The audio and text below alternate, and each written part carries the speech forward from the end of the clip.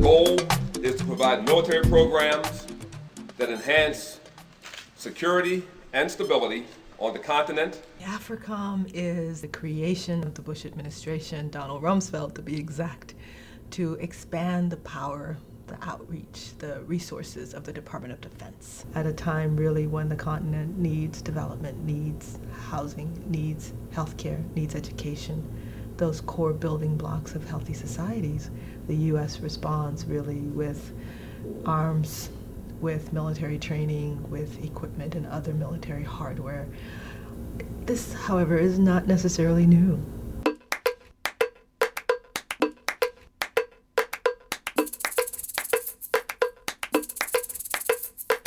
Dark and tragic history of the Congo with the return to Leopoldville of deposed Premier Lumumba, following his capture by crack commandos of strongman Colonel Mobutu.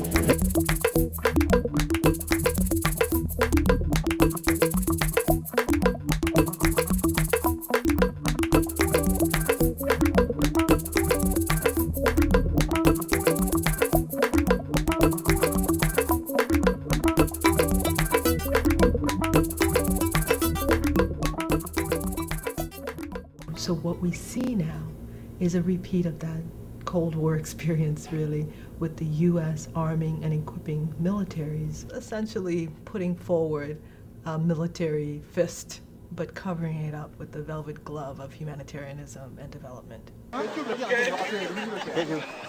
We deliver this humanitarian assistance to these people.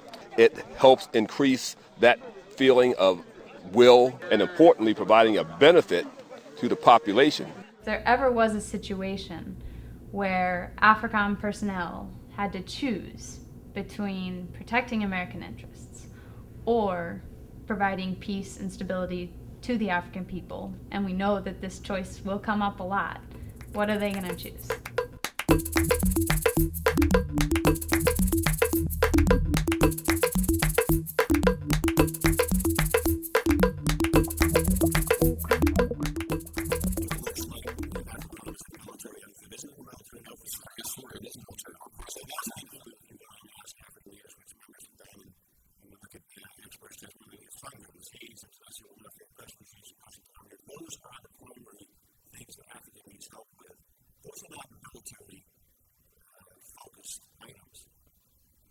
So the question really comes to what have you doing so that Africom is a military-led group over there who have these trials. Looks like you're going out to protect oil and fight terrorists. The same in this kind of game, fight terrorists in other places.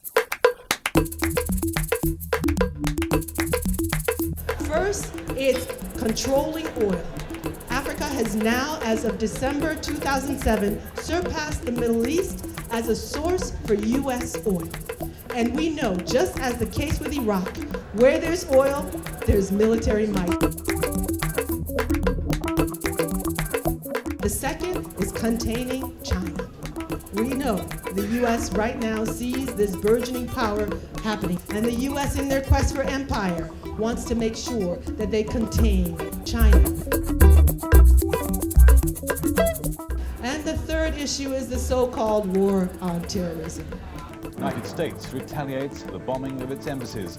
Cruise missiles are launched against suspected militant bases in Sudan and Afghanistan. The government has denounced the attacks on what it has said was a civilian pharmaceuticals factory.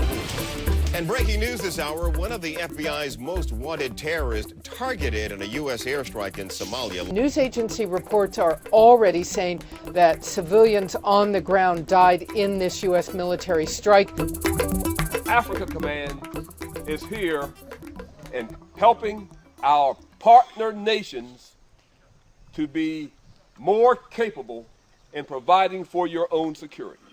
My security as a citizen in Africa does not rest on a program that is developed in Washington or or The Hague or London. It actually rests on, first and foremost, my government's capacity to be able to meet my basic fundamental needs. The response coming from the majority of countries in Africa is actually quite positive.